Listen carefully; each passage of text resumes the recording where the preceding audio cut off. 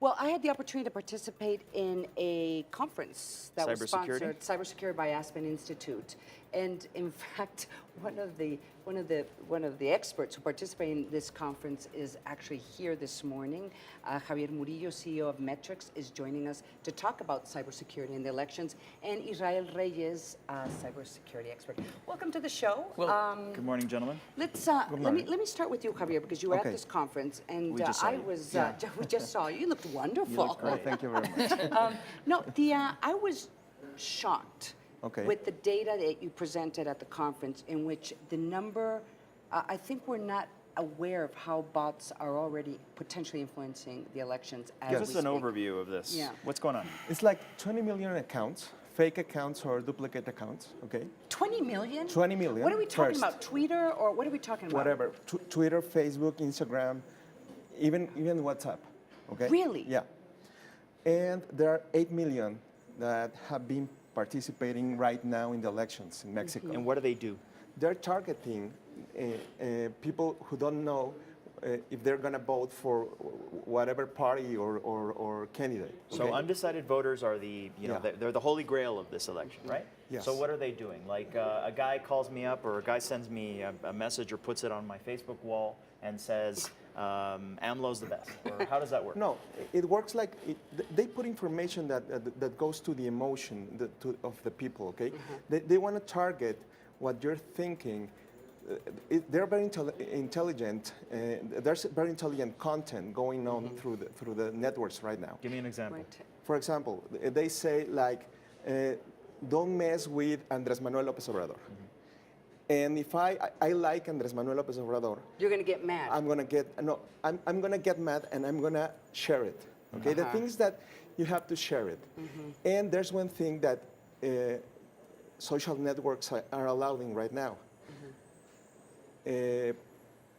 Ads, publicity, it's right now coming into our timelines. So they make us share information. Okay, so they target us with publicity, with ads. So that's the thing. You know, Israel, we were talking just before we went on the air about psychographic data that is being used. What is that? Well, that is correct. What Javier was saying is completely correct. So what happened is, like, before social media, we can collect data for demographics and geographics. And when we have social media channels, we can set up, or someone can set up, social media sensors or bots or chatbots that can collect in a passive way data. That data is called psychographic data because they identify what you like, what you don't like, and they can create a personality trail. So when your psychographic data is compromised, it puts you in a very vulnerable state. Imagine that I have your medical records data, plus your personal identifiable information data, plus your psychographic data. I can manipulate you very easy because I know from neuroscience what you like.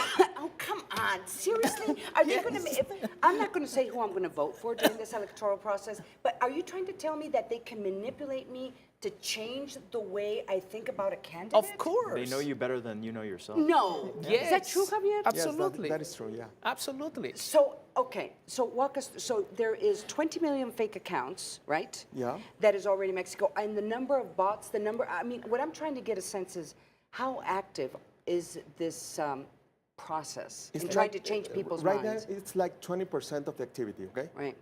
20% of all activity is all linked activity to right fake now is linked accounts? to fake and trolls. Wow, okay? that's a lot. Bots and trolls. And who's doing this? Actually, we don't know because we don't know who is paying to them. Okay? So Mark Zuckerberg was testifying before Congress, and he came out and said very specifically about the Mexican electoral process. Yeah. He said that Facebook will do what it needs to do to make sure that Russia does not interfere in the Mexican elections, which they did not do in 2016 in the U.S. elections. So why should we be worried now? I mean, supposedly this is going to come to an end, right? Agustin, I will tell you this, and I don't want to be a negative person because I like to be optimistic. Especially Saturday morning. Saturday morning. Drinking our first cup of coffee. Exactly, but I will tell you this. We have seen the modus operandi. We have seen the pattern. We know what happened in the Spring Arab. We know what happened in France and Brexit and Catalonia, and we know what happened in the United States. That is a fact. That is what we know. What we don't know, we need to confirm. But if we've been seeing this behavior of cyber intrusions, cyber influence, even in the midterm elections in November in the United States, the Congress, the director of the national security, has publicly said that we are under attack. So we are facing a situation with no precedents because the cyberspace has created a revolution, a completely change. We have no borders.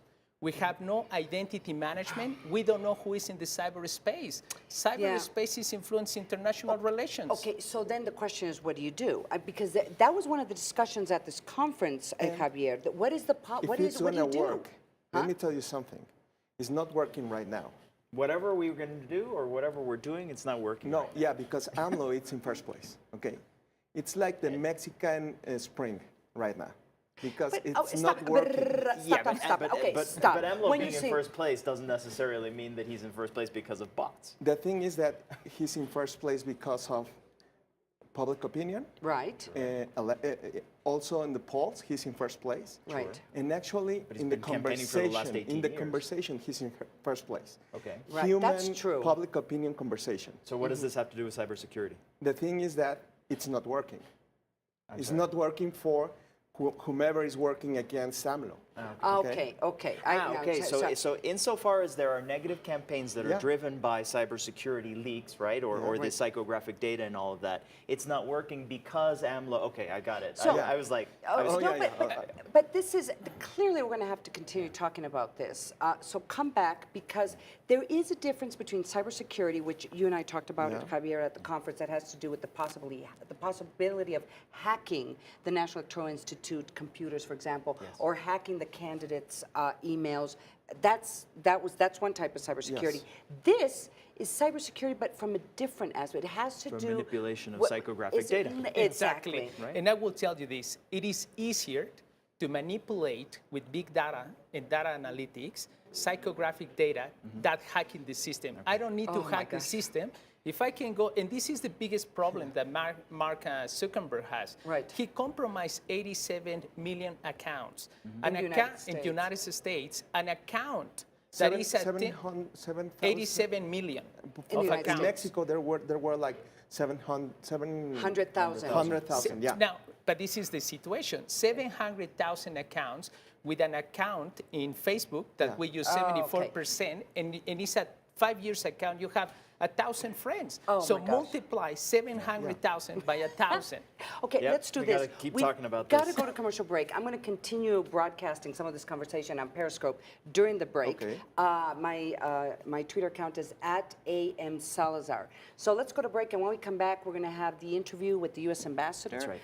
Roberto Lots to Jacobson. come. Javier Murillo, Israel Reyes, thank you very much. Thank You're welcome. You're welcome. Let's go to break. Thank you very We'll be right much. back. So let's start. It is a pleasure to see you.